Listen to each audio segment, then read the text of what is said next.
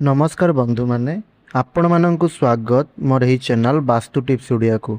बंधु माने 2 जून 2026 मंगलवार दिन ठारू घटिबा पई जाउछि गुटिए बहुत बड़ एवं शुभ परिवर्तन। देवगुरु बृहस्पति मिथुन राशि रु बाहरी कर्कट राशि को प्रवेश करिबा पई जाउछंती। कर्कट राशि हेउछि देवगुरु बृहस्पतिंकर उच्च राशि, अर्थात एठारे बृहस्पति अत्यंत शक्तिशाली और प्रभावशाली होइजिबे। जेतेबेले देवगुरु बृहस्पति उच्चरे बसी थांती सेतेबेले अनेक लोकमानंकर जीवन में धन, सुख, सम्मान, चाकरी, व्यवसाय, विवाह एवं संतानर सुखर द्वार खुली जाई थाए। वर्ष वर्ष धरी जो काम आपणकर अटकी थिला सेही काम हठात गति नेबाकू चली थाए बा सही काम हठात हेबाकू लगी थाए। भाग्यर सहयोग करिबा आरंभ करि देई थाए।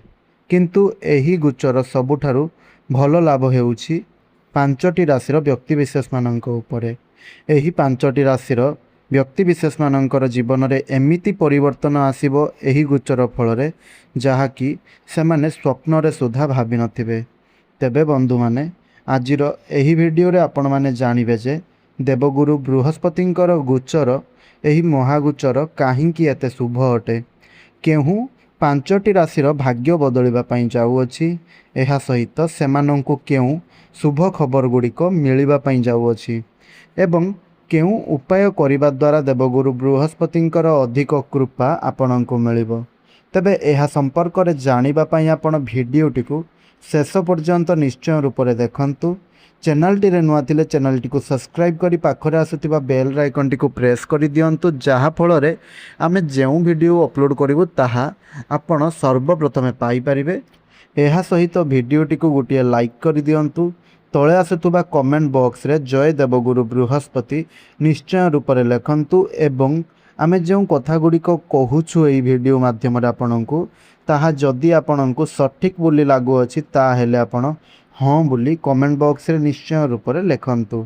तेबे बंधु माने वर्तमान जानंतु देवगुरु बृहस्पतिंकर गोचर काहींकी एते विशेष होई थाए। बंधु माने हमर ज्योतिष शास्त्र अनुसार देवगुरु बृहस्पति को देवता मानंकर गुरु बोली कुहा जाई थाए। से ज्ञान, धन, सफलता, धर्म, शुभ कार्य एवं भाग्यर कारक ग्रह अटंती। जेतेबेले देवगुरु बृहस्पति शक्तिशाली होई थांती सेतेबेले मनुष्यर भाग्य हठात बदली जाई थाए।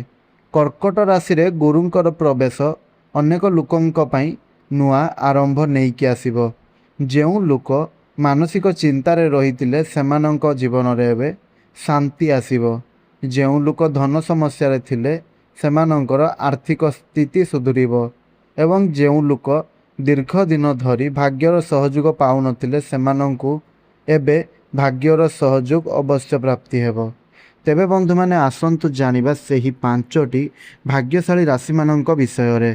तो एहा भितरे जदि आपणंक राशि थिबो ताहेले आपणंकर केउ राशि ताहा निश्चय कमेंट माध्यम रे आपण आमको जणैबे। तेबे बंधु माने सर्वप्रथम भाग्यशाली राशिटी हेउछि मेष राशि। मेष राशिर लोकमानंक पई एही गोचर जीवन बदलाई देबा भली परिवर्तन गुड़िक नहीं आसीबो। दीर्घ दिन धरी आपण माने जो मानसिक चाप भितर थिले आउ आपण जो काम गुड़िक करुले किंतु सही कामर फल आपणको मिली पारु नथिला, अनेक समय रे निज लोक माने मध्य सहयोग करू नथिले, तेबे एही 2 जून परे आपणक भाग्यर द्वार खुलिबा आरंभ हेबो। मेष राशि व्यक्तिविशेष माने आपणकर घर एवं परिवार रे एबे शांति बढ़िबो। घरे जो अशांति लागी रहितिला ताहा एबे धीरे धीरे दूर हेबाकू लागिबो। अटकी थिबा धन आपणक पाखकू फेरी आसिबो। काहाकू बकेया देइथिबा टंका आपण फेरी पाइबार जुग बनुअछि। जमी, घर किंबा गाड़ी संबंधी शुभ खबर आपणकू मिली पारे। चाकरी एवं व्यवसाय रे नुआ सुजोग आपणकू मिलिबो। आपणकर आत्मविश्वास बढ़िबो एवं जो काम को लेकिन आपण भय करुले सही कम आपण सफलता पाइबे। तेबे बंधु माने एथिपाई उपाय स्वरूप आपण प्रत्येक गुरुवार दिन हलदिया रंगर वस्त्र पिंधंतु एवं ଓମ୍ ବ୍ରିଂ ବୃହସ୍ପତये ନମଃ ଏହି ମନ୍ତ୍ରର ଜପ 108 ଥର କରନ୍ତୁ। ବନ୍ଧୁମାନେ, ଦ୍ୱିତୀୟ ଭାଗ୍ୟଶାଳୀ ରାଶିଟି ହେଉଛି କର୍କଟ ରାଶି। ବନ୍ଧୁମାନେ, ବୃହସ୍ପତିଙ୍କର ଏହି ଗୋଚର ସବୁଠାରୁ ବଡ଼ ଲାଭ କର୍କଟ ରାଶିର ବ୍ୟକ୍ତିବିଶେଷମାନଙ୍କୁ ମିଳିବା ପାଇଁ ଯାଉଅଛି। କାରଣ ଦେବଗୁରୁ ବୃହସ୍ପତି ସିଧାସଳଖ ଭାବରେ ଆପଣଙ୍କ ରାଶିରେ ପ୍ରବେଶ କରିବା ପାଇଁ ଯାଉଛନ୍ତି। ଏହି ସମୟରେ ଆପଣଙ୍କ ଜୀବନରେ ଅଦ୍ଭୁତ ପରିବର୍ତ୍ତନ ଆସିପାରେ। ଅନେକ ଲୋକ ଆପଣଙ୍କୁ ସମ୍ମାନ ଦେବେ। ସମାଜରେ ଆପଣଙ୍କର ମାନ ସମ୍ମାନ ବଢ଼ିବ। ତେବେ ଆପଣଙ୍କର ଭାଗ୍ୟ ମଧ୍ୟ ହଠାତ୍ ଆପଣଙ୍କୁ ସହଯୋଗ କରିବା ଆରମ୍ଭ କରିଦେବ। ଧନ ଆସିବାର ନୂଆ ମାର୍ଗ ଖୋଲିପାରେ। ବିବାହକୁ ନେଇ ଯେଉଁ ସମସ୍ୟା ଥିଲା ସେଥିରେ ସମାଧାନ ମିଳିପାରେ। ଶରୀର ସୁସ୍ଥ ପୂର୍ବଠାରୁ ଭଲ ରହିବ। ବିଦେଶ ଯାତ୍ରା କିମ୍ବା ଦୂରଯାତ୍ରାର ଯୁଗ ମଧ୍ୟ ବନୁଅଛି। ତେବେ ବନ୍ଧୁମାନେ, କର୍କଟ ରାଶି ପାଇଁ ଏହା ହେଉଛି ନୂଆ ଜୀବନର ଆରମ୍ଭ। ଯେଉଁ ଦୁଃଖ ଏବଂ ଚିନ୍ତା ବର୍ଷ ବର୍ଷ ଧରି ଆପଣଙ୍କ ଭିତରେ ଚାଲିଥିଲା, ତାହା ଧୀରେ ଧୀରେ ଶେଷ ହେବା ପାଇଁ ଯାଉଅଛି। ତାହେଲେ ଆପଣ ଉପାୟ ସ୍ୱରୂପ ଏହି ଦିନ ଗୁରୁବାର ଦିନ ଆପଣ ଚଣା ଡାଲି ଦାନ କରନ୍ତୁ। ଏହା ସହିତ ଏହି ଦିନ ଆପଣ ଗାଈକୁ ଗୁଡ଼ ଏବଂ ରୁଟି ଖାଇବା ପାଇଁ ଦିଅନ୍ତୁ। ତେବେ ତୃତୀୟ ଭାଗ୍ୟଶାଳୀ ରାଶିଟି ହେଉଛି ସିଂହ ରାଶି। ସିଂହ ରାଶିର ଲୋକମାନଙ୍କ ପାଇଁ ଦେବଗୁରୁ ବୃହସ୍ପତିଙ୍କର ଏହି ଗୋଚର ଲୁଚି ରହିଥିବା ଭାଗ୍ୟକୁ ଜାଗ୍ରତ କରିବାରେ ସାହାଯ୍ୟ କରିବ। ଆପଣମାନେ ଅନେକ ସମୟରେ କଠିନ ପରିଶ୍ରମ କରୁଥିଲେ, ହେଲେ ମଧ୍ୟ ଆପଣଙ୍କୁ ସେଥିରେ ଠିକ୍ ଫଳ ପ୍ରାପ୍ତ ହେଉନଥିଲା। କେବେ କେବେ ଆପଣଙ୍କୁ ଲାଗୁଥିଲା ଭାଗ୍ୟ ଆପଣଙ୍କର ସହିତ ନାହିଁ। କିନ୍ତୁ ଏବେ ପରିସ୍ଥିତି ବଦଳିବାକୁ ଯାଉଛି। ହଠାତ୍ ଧନ ଲାଭର ଯୁଗ ବନିବ। ଶତ୍ରୁ ଦୁର୍ବଳ ହେବେ। ଯେଉଁ ଲୋକ ଆପଣଙ୍କୁ ଅସୁବିଧା ଦେଉଥିଲେ ସେମାନେ ଦୂରେଇ ଯିବେ। ନୂଆ ଚାକିରି କିମ୍ବା ପଦୋନ୍ନତିର ସୁଯୋଗ ଆପଣଙ୍କୁ ମିଳିବ। ପରିବାରରେ ଖୁସିର ପରିବେଶ ରହିବ। ଆଧ୍ୟାତ୍ମିକତା ପ୍ରତି ଆପଣଙ୍କର ଆଗ୍ରହ ବଢ଼ିବ। ତେବେ ସିଂହ ରାଶିର ଅନେକ ଲୋକ ଏହି ସମୟରେ ଜୀବନର ଗୋଟିଏ ବଡ଼ ସ୍ୱପ୍ନ ପୂରଣ ହେଉଥିବାର ଦେଖିବେ। ତେବେ ବନ୍ଧୁମାନେ, ଉପାୟ ସ୍ୱରୂପ ଆପଣ କଳା ଏହି ଦିନ ଆପଣ ବୃହସ୍ପତି ଦେବଙ୍କର ଆରତି କରନ୍ତୁ ଏବଂ ଗୁରୁବାର ଦିନ ଆପଣ ହଳଦିଆ ରଙ୍ଗର ଫୁଲ ଏବଂ ଫଳ ଦାନ କରନ୍ତୁ। ତେବେ ବନ୍ଧୁମାନେ, ଚତୁର୍ଥ ଭାଗ୍ୟଶାଳୀ ରାଶିଟି ହେଉଛି ବିଛା ରାଶି। ବିଛା ରାଶି ପାଇଁ ଏହି ଗୋଚର ଅନେକ ଅଟକିଥିବା କାମଗୁଡ଼ିକୁ ଆଗକୁ ବଢ଼ାଇବାରେ ସାହାଯ୍ୟ କରିବ। ଆପଣଙ୍କ ଜୀବନରେ ଯେଉଁ ବାଧା ଏବଂ ବିଳମ୍ବ ଚାଲିଥିଲା, ସେଗୁଡ଼ିକ ଏବେ ଧୀରେ ଧୀରେ ଦୂର ହେବା ଆରମ୍ଭ କରିଦେବ। ଭାଗ୍ୟର ସମ୍ପୂର୍ଣ୍ଣ ସହଯୋଗ ମିଳିବ। ଶିକ୍ଷା କ୍ଷେତ୍ରରେ ସଫଳତା ମିଳିବ। ବେପାର ବାଣିଜ୍ୟରେ ଆପଣଙ୍କୁ ଲାଭ ଦେଖିବା ପାଇଁ ପଡ଼ିବ। ନୂଆ ଲୋକଙ୍କ ସହିତ ସମ୍ପର୍କ ଆପଣଙ୍କର ଭଲ ହେବ, ଯାହା ଭବିଷ୍ୟତରେ ଆପଣଙ୍କୁ ଲାଭ ପ୍ରଦାନ କରିବ। ଧାର୍ମିକ କାର୍ଯ୍ୟରେ ମନ ଲାଗିବ। ତେବେ ବନ୍ଧୁମାନେ, ଆପଣଙ୍କର ଜୀବନରେ ଏହି ସମୟ ମଧ୍ୟରେ ଏମିତି କିଛି ଶୁଭ ଘଟଣା ଘଟିପାରେ ଯାହା ଆପଣଙ୍କର ଆତ୍ମବିଶ୍ୱାସକୁ ଅନେକ ଗୁଣା ବଢ଼ାଇ ଦେବ। ତେବେ ଏଥିପାଇଁ ଆପଣ ଉପାୟ ସ୍ୱରୂପ ଓସ୍ତ ଗଛ ମୂଳରେ ଗୁରୁବାର ଦିନ ଦୀପ ଜଳାନ୍ତୁ ଏବଂ ଏହି ଦିନ ଆପଣ ହଳଦୀର ତିଳକ ଲଗାନ୍ତୁ। ତେବେ ବନ୍ଧୁମାନେ, ପଞ୍ଚମ ଏବଂ ଭାଗ୍ୟଶାଳୀ ରାଶିଟି ହେଉଛି ମୀନ ରାଶି।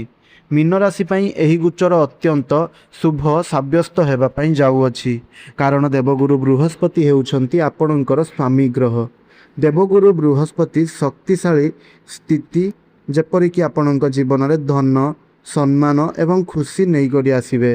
ତେବେ ଆପଣଙ୍କର ପ୍ରେମ ଏବଂ ବିବାହ ଜୀବନରେ ସୁଖ ବଢ଼ିବ। ଦ୍ୱିତୀୟ ସନ୍ତାନ ମିଳିପାରେ।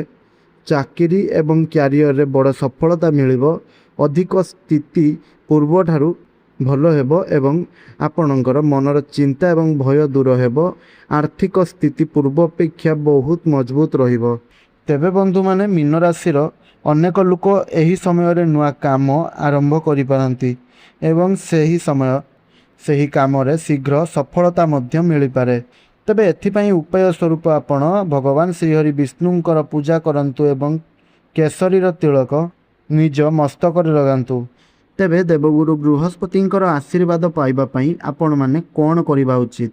ତେବେ ବନ୍ଧୁମାନେ, ଦେବଗୁରୁ ବୃହସ୍ପତିଙ୍କର କୃପା ପାଇବା ପାଇଁ କିଛି ସହଜ ଉପାୟ ରହିଛି, ଯାହାକି ଗୁରୁବାର ଦିନ ହଳଦିଆ ରଙ୍ଗର ବସ୍ତ୍ର ପିନ୍ଧନ୍ତୁ।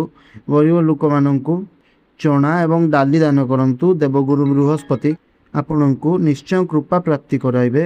ଏହା ସହିତ ଆପଣ ଗୁରୁବାର ଦିନ ମାଂସ ଏବଂ ମଦ୍ୟପାନ ଠାରୁ ଦୂରେଇ ରୁହନ୍ତୁ। ଗାଈକୁ ଗୁଡ଼ ଏବଂ ରୁଟି ଖାଇବା ପାଇଁ ଦିଅନ୍ତୁ। ଏହା ସହିତ ଓಂ ଗ୍ରାଂ ଗ୍ରିଂ ଗ୍ରଂ ସ୍ୱହ ଗୁରୁବାୟ ନମଃ ଏହି ମନ୍ତ୍ରର ଜପ କରନ୍ତୁ। ଏହି ଉପାୟ ଗୁଡ଼ିକ ଆପଣ କରିବା ଦ୍ୱାରା ଗୁରୁଙ୍କର ଶୁଭ ପ୍ରଭାବ ଆପଣଙ୍କ ଉପରେ ବହୁତ ବଢ଼ି ଯାଇଥାଏ। ତେବେ ବନ୍ଧୁମାନେ 2 ଜୁନ୍ 2026ରେ ଦେବଗୁରୁ ବୃହସ୍ପତିଙ୍କର କର୍କଟ ରାଶିକୁ ଗୋଚର ଏହି 5ଟି ରାଶିର ଜୀବନରେ ବଡ଼ ପରିବର୍ତ୍ତନ ନେଇକି ଆସିବ। ତେବେ ସେ 5ଗୋଟି ରାଶି ହେଉଛନ୍ତି ମେଷ ରାଶି, କର୍କଟ ରାଶି, ସିଂହ ରାଶି, ବିଛା ରାଶି ଏବଂ ମୀନ ରାଶି। ଲୋକମାନେ ଏହି ସମୟରେ ଭାଗ୍ୟର ସହଯୋଗ ପାଇପାରନ୍ତି। ଦୀର୍ଘ ଦିନ ପରେ ଦୁଃଖ ଦୂର ହେଲା, ଅଟକିଥିବା କାମ ଗୁଡ଼ିକ ପୂରଣ ହେବ। ଧନ, ସୁଖ, ସମ୍ମାନ ଏବଂ ଖୁସି ଜୀବନକୁ ଆପଣଙ୍କର ପ୍ରବେଶ କରିବ। ତେବେ ବନ୍ଧୁମାନେ ଯଦି ଏହି 5ଟି ରାଶିମାନଙ୍କ ମଧ୍ୟରେ ଆପଣଙ୍କ ରାଶି ଅଛି ତାହେଲେ କମେଣ୍ଟ ମାଧ୍ୟମରେ ନିଶ୍ଚୟ ଆମକୁ ଜଣାନ୍ତୁ। ଭିଡ଼ିଓଟି ଭଲ ଲାଗିଥିଲେ ଭିଡ଼ିଓଟିକୁ ଲାଇକ୍ କରନ୍ତୁ, ସେୟାର କରନ୍ତୁ ଏବଂ ଆମ ଚ୍ୟାନେଲରେ ସବସ୍କ୍ରାଇବ୍ କରିଦିଅନ୍ତୁ। ଧନ୍ୟବାଦ।